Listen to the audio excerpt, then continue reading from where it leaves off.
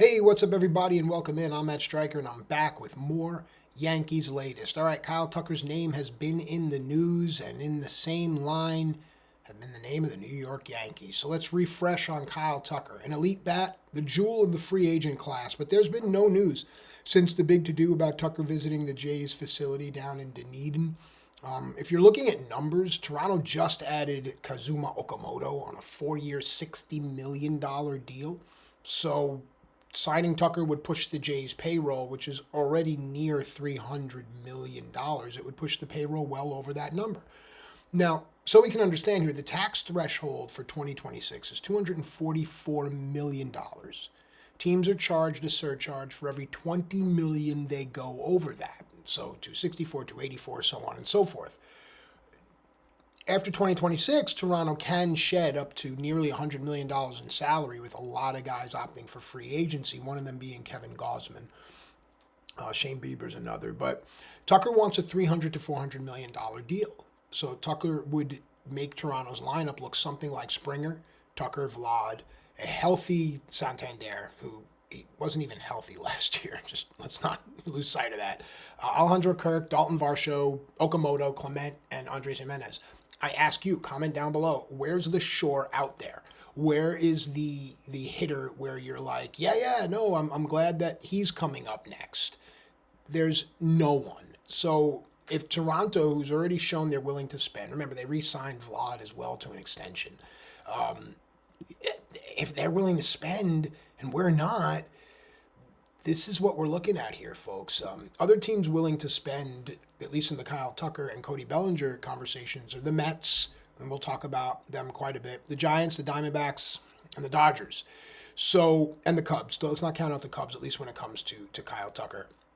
In the American League, at least it's just Toronto and the Yankees that are attached to Tucker and Bellinger. But keep in mind, there is still Bregman, Bichette, Valdez, Suarez, and Zach Gallen all still out there. And speaking of Bichette, if Bichette reunites with Toronto, does that effectively end Toronto's spending? You would have to think so. And I hear you, and go ahead and comment more, but I get that Tucker fits Yankee needs and park factor, but so does Bellinger, and Bellinger's already been tested here. The team that worries me, the Mets, right? The Mets can really mess things up. They have a need in the outfield, but they also have a need at first base. And that's why I think that they'll focus on Bellinger more so than Tucker. And I think that's scary as all, because Cohen's the guy that has the money. The only thing that Cohen doesn't have, at least the Mets don't have, is the pitching. So if Cohen can come away from this offseason getting Framber Valdez and Cody Bellinger, they win the offseason, they being the New York Mets. And I guess if we have to find a silver lining, would be at least that those guys are not in the American League. At the very least, because, I mean, what else can we possibly do? But I can't blame the Mets because they still have to compete with the Dodgers. So do we, in a way, at least financially, and hopefully in a World Series-like scenario, because if guys like Tucker and Bellinger opt for shorter-term deals, if they're not getting these big, long contracts that they want for whatever reason, they're going to get these shorter deals like Bregman had. Bregman had a deal with Boston, but it had opt-outs and it had deferrals, and now he's back out on the market. The Dodgers are the fit here, if that's the case, because they're at the forefront of those uniquely structured deals that have those deferments that go down to the next generation in a family. And I mean, the Dodgers are already the favorites to win the World Series, so that would make them a three-peat. So they can only get worse, you would think, right?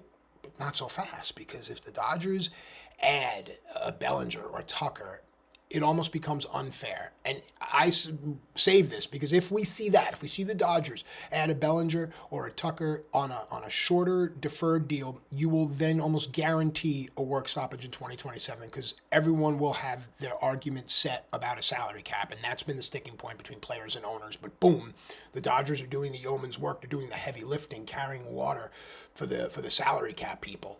So a team that isn't doing that, surprisingly, and it's kind of cool to say in this day and age, are the New York Yankees, right? Financially, the Yankees are being very responsible. The Yankees' current payroll for this upcoming season is about $220 million, depending on how you calculate the options and the arbitrations and stuff. But either way, that's below the luxury tax. That means that the Yanks can be profitable with their current iteration. And I know no one wants to hear that, and I get that. But this is still a business, and Cashman and Steinbrenner have gone on record saying that this is a business. So if the Yankees can be profitable, stay below that tax with the current team on the field or whatever they have in the farm, then that's what we're going to see. Because right now, Aaron Judge is owed $40 million, Cole is owed like $36 million, Rodon $27 million. Giancarlo Stanton's owed $19 million. Can we please get that number off the books? I love Giancarlo Stanton as much as the next guy, but when does he ever play? For $19 million, get that off the books. And Grisham's owed $22 million. Nobody saw that coming. Well, I can't believe that, actually. I have to believe that when they gave the offer, they had to believe, someone had to say, hey, what if he takes it? And there had to be a contingency plan.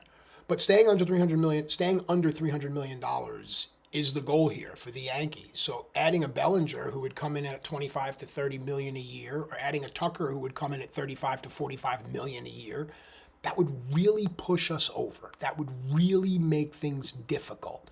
So I just think overall that the Yankees are not going to overspend.